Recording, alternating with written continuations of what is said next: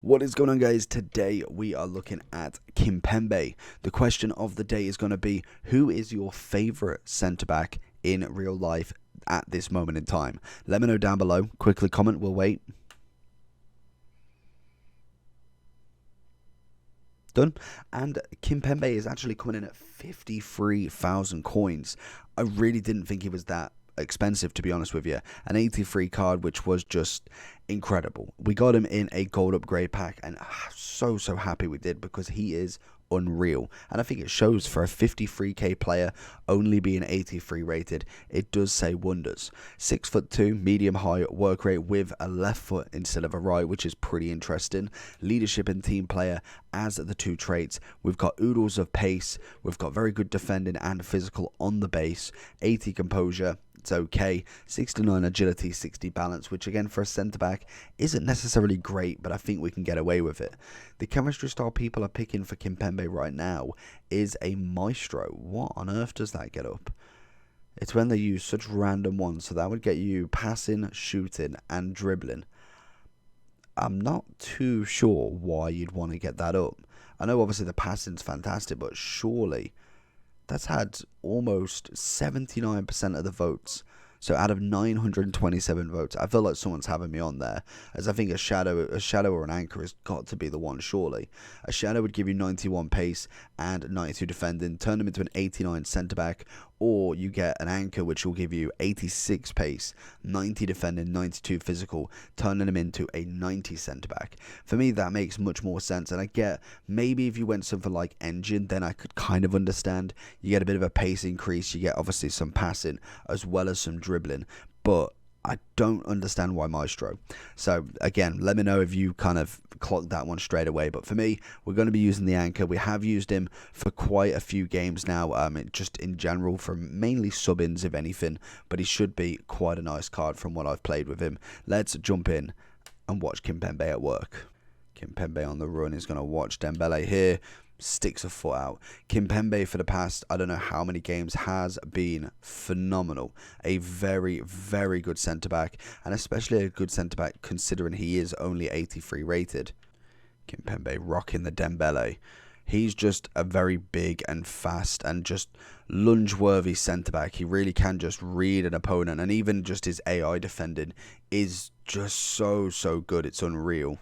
Kimpembe is a funny one. Like, he just genuinely is very good, and I think that is almost the PSG way. PSG's defense is just crazy, bar from maybe their left back. Bernat not really feeling it this year, but Hakimi, Marquinhos, Kimpembe are literally a phenomenal kind of pairing or trio as such. Then you can just literally go with either a Theo or you go with a Furland, just as to kind of finish off that left back role instead, and you've got literally one of the best defense that you can get at this point, other than obviously icons. That's going to be the next sort of step with the Rios, the Maldinis, the Carloses, the Albertos. So it's an interesting one to see, but I really didn't think Kimpembe was over 50k, just because we did, like I say, get him from an upgrade pack. It's just very nicely done, really. I feel like the only sort of kind of defender, especially French, that's going to really overtake him is going to be Varane. Oh, okay. Marquinhos can't deal with Mbappe.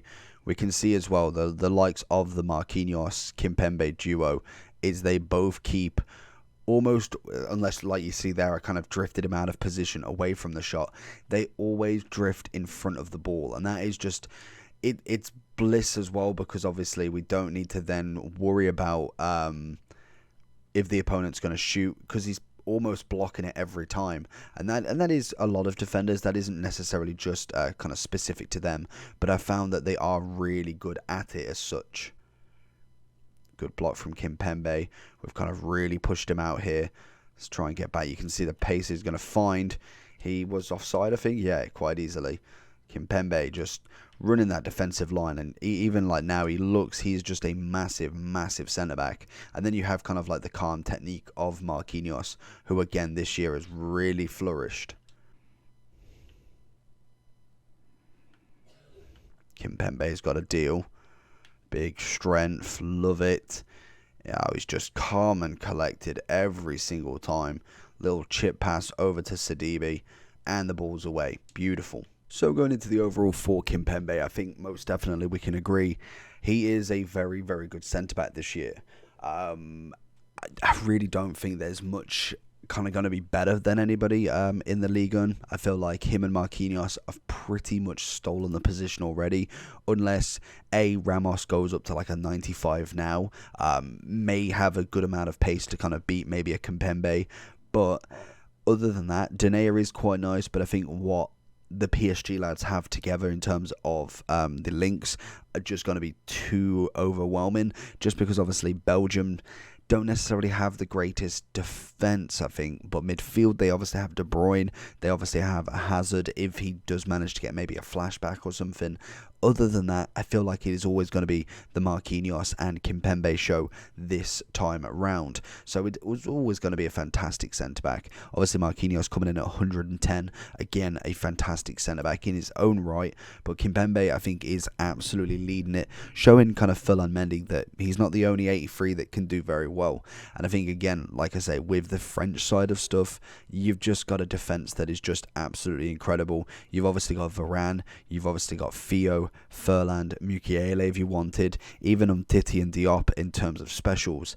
There is just a huge amount of talent that you can get in any of the French positions, and it is just crazy good, even going down to kind of maybe now more of a cheaper option with Lacroix and Upamecano, to be honest. But I think for me, I think Kimpembe is definitely coming in as a very, very wanted centre-back.